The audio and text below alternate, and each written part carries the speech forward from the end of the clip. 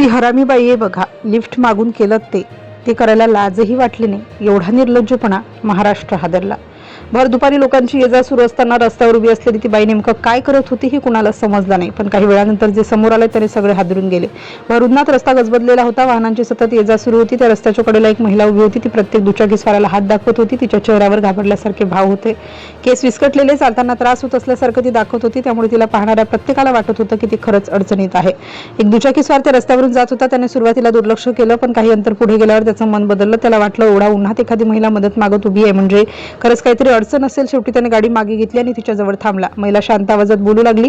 ती म्हणाली की तिला पुढच्या वळणापर्यंत जायचं आहे. चालून जाणं तिला शक्य नाही म्हणून मदत मागते. तिचा आवाज इतका साधा आणि निरागस वाटत होता की समोरच्या माणसाला काही संशय आला नाही. त्याने तिला गाडीवर बसायला सांगितलं. गाडी पुढे निघाली. सुरुवातीला सगळं अगदी सामान्य होतं. आजूबाजूला लोक दिसत होते, पण काही अंतरावर गेल्यावर रस्ता थोडा सुनसान होऊ लागला. दुकानं कमी झाली. दोन्ही बाजूंनी झाडं दिसू लागली. तरीही त्या माणसाने फार विचार केला नाही. महिला मध्येच बोलत होती. ती सतत म्हणत होती थोडं पुढे, अजून थोडं पुढे, आणि तो माणूस तिच्यावर विश्वास ठेवून गाडी पुढे नेत होता. पण काही वेळाने त्यांच्या लक्षात आलं की आता रस्त्यावर फार कमी लोक दिसत आहेत. अचानक त्या महिलेने हलक्या हाताने एक इशारा केला. तो इतका सामान्य वाटला की कुणाचंही लक्ष गेलं नसेल, पण पुढच्या काही सेकंदात झाडीतून एक पुरुष बाहेर आला. त्यांनी थेट दुचाकीला घेरलं. त्या माणसाला काही समजायच्या आत त्याला गाडीवरून खाली खेचण्यात आलं. महिला मात्र बाजूला उभी राहून सगळं पाहत होती. काही वेळासाठी मदतीसाठी विनवणी करणारी तीच महिला आता पूर्ण शांत दिसत होती. त्या टोळीने त्या माणसाला धमकावायला सुरुवात केली. त्याच्याकडचं पाकिट, मोबाईल, घड्याळ सगळं हिसकावून घेतलं. तो घाबरून सतत विनंती करत होता, पण कोणी ऐकत नव्हतं. इतक्यावरही ते थांबले नाही. त्या महिलेने स्वतः पुढे त्याच्या गळ्यातील चेन खेचून घेतली आणि तिच्या चेहऱ्यावर कोणतीच भीती नव्हती. उलट ती शांतपणे उभे राहून त्या माणसाची अवस्था पाहत होती.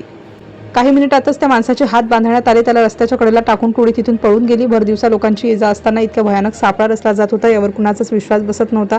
नंतर समोर आलं की ही टोळी अनेक दिवसांपासून असंच करत होती. प्रत्येक वेळी महिला रस्त्यावर मदत मागत उभी राहायची आणि मदत करणारा माणूस काही मिनिटात लुटला जायचा.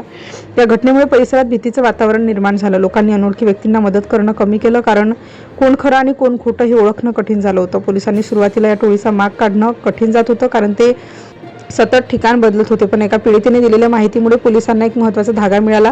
त्या महिलेचा चेहरा, तिची बोलण्याची पद्धत आणि टोळीची कार्यपद्धती यावरून पोलिसांनी गुप्त तपास सुरू केला. काही दिवस त्या भागात साध्या वेशात नजर ठेवण्यात आली आणि मग एक दिवस पुन्हा तीच महिला रस्त्यावर उभी दिसली. ती पुन्हा वाहनांना हात दाखवत होती, पण यावेळी तिच्या जाळ्यात अडकणारा माणूस साधा नव्हता.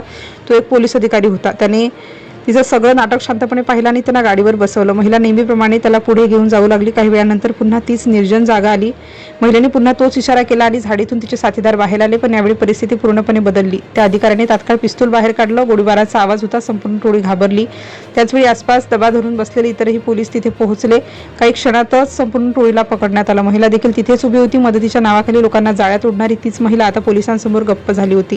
आणि शेवटी चौकशीत समोर आलं, रस्त्यावर मदतीसाठी हात दाखवणारी ती महिला खरं तर एका लुटारू टोळीचा भाग होती, जी भर दिवसा निष्पाप लोकांना सापळ्यात ओढवून लुटत होती.